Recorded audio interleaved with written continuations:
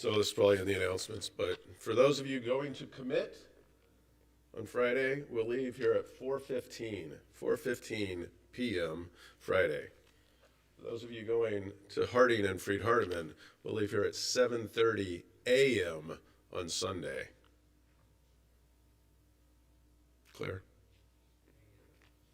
A.m. 7:30 a.m. Sunday. Yes. Chris looks very confused.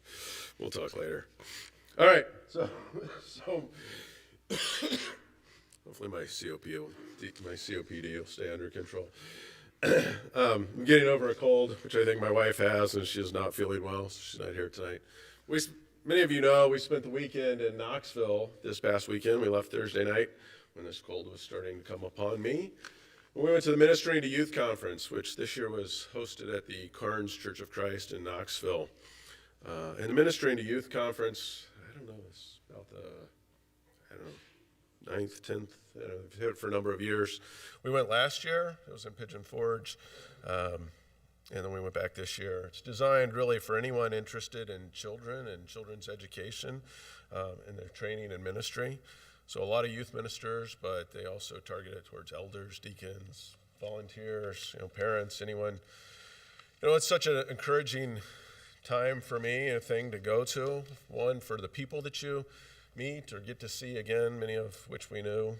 People like Carol Starren, who was one of the founding members or founding people of this conference with her husband, Brian. Brian was a longtime youth minister until he succumbed to the demons inside of him, and he died by suicide a few years ago. She's carried on his legacy, working towards this conference. You guys, spent a lot of time with Ben Hayes, who some of you know from CYC as part of Ben and Travis. He's also part of the Helping Healing Humor podcast, and he's a full-time pulpit minister. Spent a little time with Landon Wright, who's been here a couple of times. He's the youth minister up at Fishinger Road in Columbus.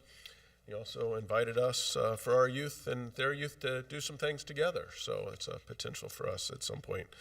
And then, as I told Robert, I met one of his former professors, Justin Rogers, who's recently been named the Dean of the College of Bible or Biblical Studies at Fried Hardeman University just last week.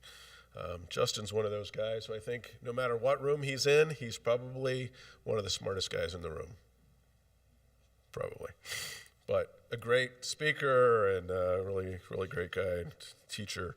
So I enjoy the people that we get to meet. There's so many other people that we met and spent time with, but also for the encouragement, just the time to be with like-minded people that are striving to do some of the same things that you're trying to do, some of the resources that you can share, and learning new ways to do things. And then there were just a number of great lessons. So Dr. Kirk Brothers was the keynote speaker this year. Kirk was the worked at Fried Hardeman for quite some time, was organizer of the Horizons summer program, I think a few years. He's now the president of Heritage Christian University. He's also an Elizabethtown, Kentucky native. He did a great job. I never heard him speak. I've read his book and I've met him, but I never heard him speak. He did a super job. One of the things that's nice about going to these things is like you hear, one of the reasons we continue to study as much as we do, because sometimes you hear things new for the first time, hear it again maybe for the first time, or hear it new, even though you've studied things the same things over and over again, and somebody can present something in a way that, really is impactful. And he talked about, we're just going to talk for a minute he talked about decisions. One of his lessons was on decisions. And he went through Matthew chapter 7, part of the Sermon on the Mount. And I guess I never really heard it put this way, but, he was talking about decisions, and I've always said, we are the product of the choices we make. That's not original to me. I'm sure I stole that from somewhere, but, we're the sum of all the decisions and the choices we make throughout our lives. The part of that is, some people keep having bad things happen to them because they keep making bad choices, so choices catch up to us, and we are the product of our decisions. But he talked about Matthew 7, and he talked about, in Matthew 7, it talks about 2 roads, 2 trees, 2 claims, and 2 builders, which I never really thought about it that way.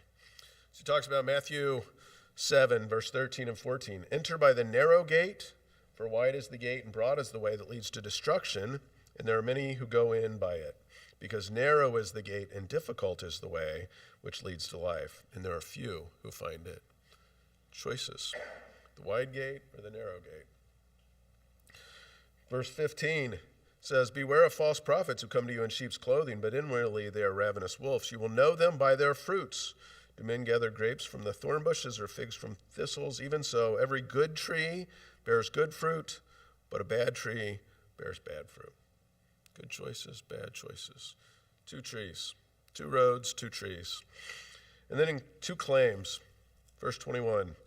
Not everyone who says to me, Lord, Lord, shall enter the kingdom of heaven, but he who does the will of my Father in heaven. 2 claims. Do we claim him, or do we actually do what he wants us to do? And lastly, one that we probably all know, chapter 7, verse 24. 2 houses, the rock and the sand. Therefore, whoever hears these sayings of mine and does them, I will like him to a wise man who built his house on the rock, and the rain descended, the floods came, and the winds blew, beat on that house, and it did not fall, for it was founded on the rock.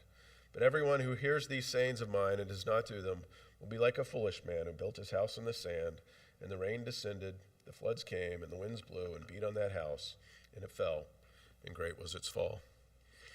2 roads, 2 trees, 2 claims, 2 builders.